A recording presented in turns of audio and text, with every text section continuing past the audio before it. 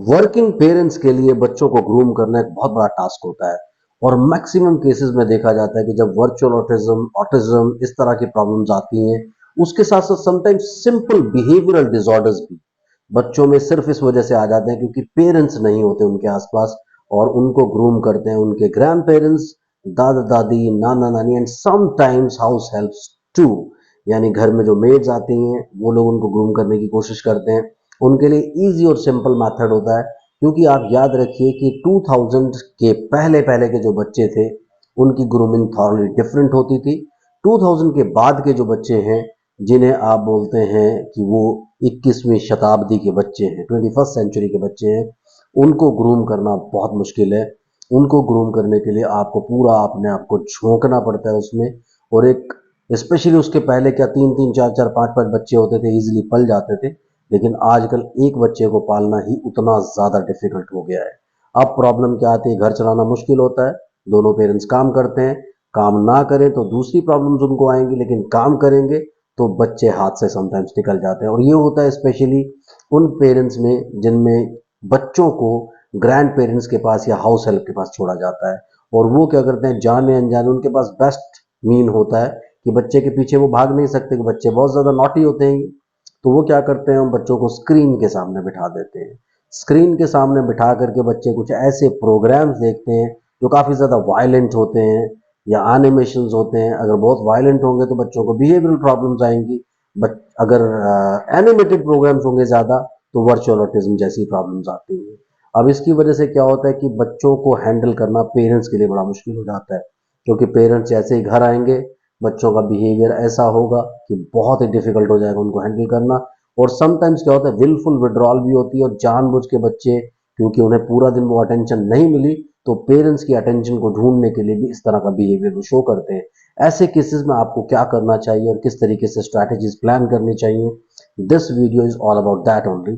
Channel को subscribe कीजिए, like कीजिए, शेयर कीजिए, पूरी दुनिया में फैला दीजिए। मुझसे कंसल्ट करने के लिए 8168790299 डायल कर सकते हैं।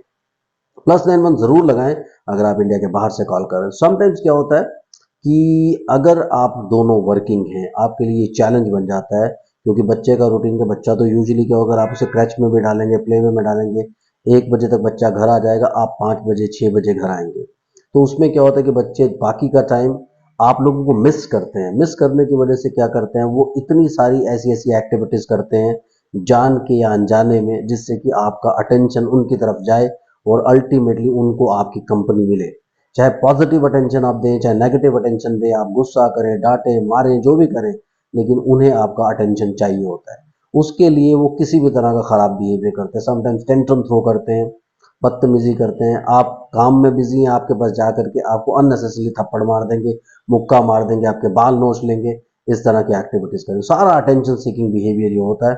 ये बच्चे बहुत बड़े ब्लफ मास्टर होते हैं, जानते हैं सब कुछ कि आपका अटेंशन कैसे लेना है, तो उसको ब्रेक करने की कोशिश करते हैं। प्रॉब्लम कैसे स्टार्ट होती है कि जैसे आपने एक जॉइंट फैमिली में यूजुअली ज़्यादा प्रॉब्लम्स आती हैं और ऐसी न्यूक्लियर फैमिलीज में जिनमें बच्चे मेड हैंडल करते हैं या हाउस हेल्प हैंडल करते हैं, क्योंकि आपके पास कोई चारा नहीं होता, आप अपने काम पर निकलते हैं तो किसी न किसी को रख देते हैं, अपॉइंट कर देते हैं, या बच्चे को किसी क्रच में छोड़ देते हैं या किसी ऐसी जगह पर छोड़ देते हैं जहाँ बच्चा सारा दिन आपको मिस करता है। अब उसकी वजह से क्या होता है कि बच्चा या तो एक कंपेनियन ढूंढ लेता है, जैसे आपने आपको स्क्रीन में लगा लिया। अब स्क्रीन में क्या हो रहा है, वायलेंट प्रोग्राम्स आ रहे हैं, बच्चे को गन्स बड़ी पसंद होंगी, कार्स बहुत पसंद होंगी। ऐसे बच्चों के सिम्टम्स ये होते हैं जिनमें ये वायलेंट वाले फीचर्स आ जाते हैं। उनके सारे सिम्टम्स ऐसे होते हैं कि उनको गन्स बहुत पसंद होती हैं, उनको ऐसी मारने पीटने वाली चीज़ें बहुत पसंद होती हैं, वो खुद मारपीट करना बहुत पसंद करते हैं, उसके साथ कार्स बहुत पसंद होती हैं उनको।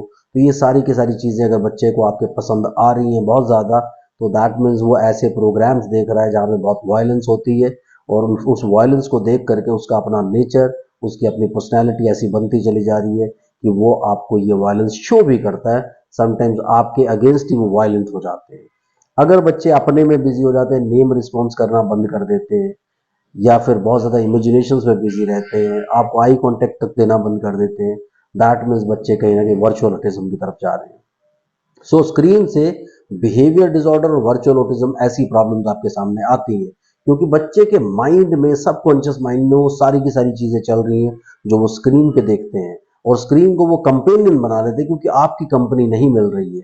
फिर मारते पीटते क्यों? क्योंकि पहली बार क्या होता है कि शरारत में, शैतानी में बच्चों ने मारा पीटा, आपको बड़े क्यूट लगते हैं, आपको लगता है चलो इसको हप कर दो, इसको गुच्छा कर दो, इसको मार दो, तो वो अचानक से प्यार मोहब्बत में मारना शुरू कर देते हैं। और वो प्यार मोहब्बत में मारते हैं, सब लोग एंजॉय करते हैं। जब एंजॉय किया तो बच्चों को लगता है कि यार ये तो इस एक्टिविटी को एंजॉय करते हैं, आगे भी वो उसको रिपीट करते हैं। रिपीट करते करते वो एक ऐसे लेवल पे चले जाते हैं जहां अब उनको लगता है कि ये सब नॉर्मल है। और जब वो घर पे मारते हैं उनको लगता है कि लाइसेंस है, क्योंकि घर के लोग मना नहीं कर रहे। फिर बाहर जाते हैं, कोई स्ट्रेंजर भी गोदी में उठाने की कोशिश करता है या कुछ भी करता है, उनके पास आने की कोशिश करता है, उनसे कोजी होने की कोशिश करता है, वो खींच के थप्पड़ मार देते हैं, उनके बाल खींच लेते हैं। तो तब आपको बड़ी ह्यूमिलिएशन फील होती है कि यार ये बच्चा ऐसा क्यों कर रहा है। क्योंकि अगर घर पे आप इन सब चीजों को कंट्रोल कर सकते थे तो बाहर ये सब चीजें प्रेसिपिटेट नहीं होती। अभी क्या हो रहा है, बाहर ये सब चीजें प्रेसिपिटेट हो रही है। तो ऐसे बच्चों के केस में जिनमें ये सारे सिम्टम्स आ गए कि वो वायलेंट हो रहे हैं, आपको मार रहे हैं, काट रहे हैं, नोच रहे हैं, या अपने में बिजी हो गए हैं, नेम रिस्पॉन्स नहीं करते, अटेंशन नहीं देते, और उनको वर्चुअल ऑटिज्म डायग्नोस हो चुका है, इन सारे बच्चों के लिए आपको सबसे पहला काम तो करना होता है, स्क्रीन बंद करनी होती है। दूसरे, जितना छोटा आपका बच्चा है, क्योंकि याद रखिए जितना बड़ा आप उसे कर लेंगे उतने जो उनके सिम्टम्स हैं वो ज्यादा फर्म होते चले जाएंगे, डीप सीटेड, डीप रूटेड होते चले जाएंगे। तो ऐसा मत होने दें। जितना छोटा बच्चा है, अगर आपको लगता है कि 2 साल की एज में आपने ये चैलेंज को पकड़ लिया है, 2.25 साल की, 2.5 साल की, 3 साल की एज में, किसी भी एज में पकड़ लिया है, जब आपको लगता है कि अब हमने इस चीज को पकड़ में ले लिया और आपको रीजन भी समझ में आ रहा है, तो फटाफट से बिहेवियर थेरेपी शुरू हो जानी चाहिए। बिहेवियर थेरेपिस्ट आपको कुछ ऐसे टेक्निक्स और ऐसे टिप्स बताते हैं, ऐसी काउंसलिंग होती है, फैमिली काउंसलिंग होती है कि आप सब लोग मिलकर के बच्चे को कैसे टैकल करना शुरू करें। अगर आप अच्छे से टैकल करना शुरू करते हैं, बिहेवियर थेरेपी टेक्निक्स से टैकल करना शुरू करते हैं, तो आपके लिए धीरे धीरे मुसीबतें कम होती चली जाती हैं और अल्टीमेटली आप इससे बाहर निकलते हैं। लेकिन अगर आप इन सब चीज़ों के साथ कंटिन्यू करते हैं, वेट करते रहते हैं कि अभी हो जाएगा, या अपने आप से कुछ ऐसी टेक्निक्स लगाते रहते हैं, या यूट्यूब से देख करके कुछ चीज़ें आप प्रैक्टिस करते रहते हैं विदाउट आस्किंग अ स्पेशलिस्ट, तो धीरे धीरे बच्चा आपके हाथ से निकलने लगता है। अभी बच्चा छोटा होता है, जैसे जैसे बच्चा बड़ा हो जाता है उसको कंट्रोल करना, उसको टैकल करना, उसको समझाना बहुत मुश्किल हो जाता है। बहुत छोटे में आपके बिहेवियर थेरेपिस्ट कुछ आपको टेक्निक्स बताते हैं, आपकी काउंसलिंग करते हैं, आप कैसे हैंडल करें, उसके अलावा कुछ ऐसी एक्टिविटीज देते हैं जो बच्चा इजीली परफॉर्म कर सकता है, और उससे उनका सेंसरी सिस्टम सेटल होता है। सेंसरी सिस्टम सेटल होने से, इंटरनल हाइपर एक्टिविटी सेटल होने से, उनमें जो एग्रेशन होता है, दूसरे को मारने पीटने की जो टेंडेंसी होती है, धीरे धीरे वो आपके कंट्रोल में आने लगती है। सो बिहेवियर थेरेपिस्ट को तुरंत ढूंढ करके, फौरन ढूंढ करके, उससे कांटेक्ट करके टेक्निक लेना शुरू करें, काउंसलिंग लेना शुरू करें, ताकि आपके बच्चे में बड़े होने के बाद ये सारी प्रॉब्लम बढ़ ना जाए। Thank you very much. Bye bye.